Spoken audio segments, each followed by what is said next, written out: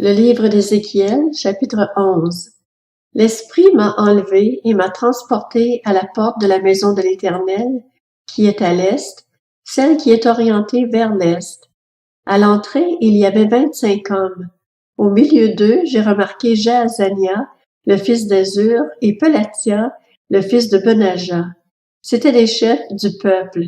L'Éternel m'a dit, « Fils de l'homme, voilà les hommes qui projettent l'injustice et qui donnent de mauvais conseils dans cette ville. Ils disent, ce n'est pas pour tout de suite. Profitons de construire des maisons. La ville est la marmite et nous sommes la viande. C'est pourquoi prophétise contre eux, prophétise, fils de l'homme. » Alors l'Esprit de l'Éternel est tombé sur moi et m'a dit, « Annonce, voici ce que dit l'Éternel. C'est donc ainsi que vous parlez, communauté d'Israël?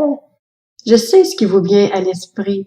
Vous avez multiplié le nombre de vos victimes dans cette ville. Vous avez rempli ses rues de vos victimes. C'est pourquoi voici ce que dit le Seigneur, l'Éternel.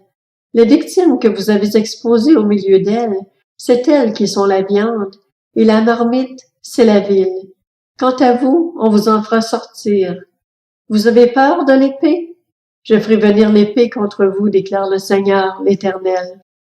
Je vous ferai sortir du milieu d'elle, je vous livrerai entre les mains des étrangers, et je mettrai mes jugements en œuvre contre vous. Vous tomberez par l'épée, et je vous jugerai à la frontière d'Israël. Vous reconnaîtrez alors que je suis l'Éternel. La ville ne sera pas une marmite pour vous, et vous ne serez pas comme de la viande à l'intérieur.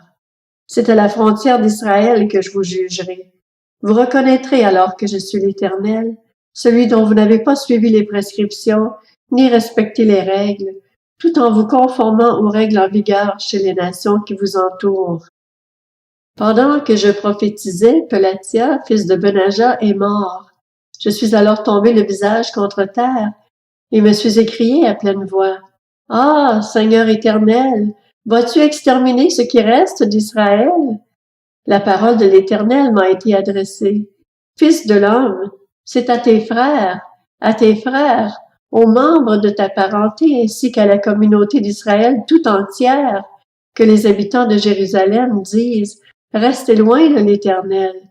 C'est à nous que le pays a été donné en propriété. C'est pourquoi annonce, voici ce que dit le Seigneur, l'Éternel.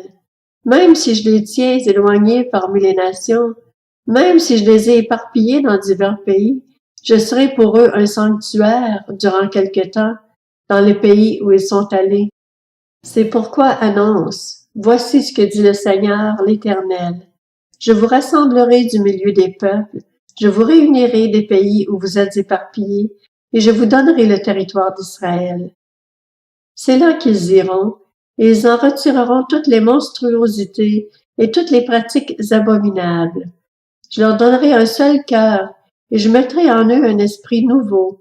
Je retirerai de leur corps le cœur de pierre, et je leur donnerai un cœur de chair. Ainsi ils pourront suivre mes prescriptions, garder et respecter mes règles. Alors ils seront mon peuple, et je serai leur Dieu. Quant à ceux qui ont le cœur attaché à leur monstruosité et à leurs horreurs, je ferai retomber leur conduite sur leur tête, déclare le Seigneur, l'Éternel. Les chérubins ont déployé leurs ailes, accompagnés des roues, et la gloire du Dieu d'Israël était au-dessus d'eux, tout en haut. La gloire de l'Éternel est montée au-dessus du centre de la ville et s'est arrêtée sur la montagne qui se trouve à l'est de la ville. Ensuite l'Esprit m'a enlevé et m'a transporté en Babylonie vers les exilés, dans la même vision et par l'Esprit de Dieu. La vision que j'avais eue a alors disparu au-dessus de moi, et j'ai rapporté aux exilés tout ce que l'Éternel m'avait révélé.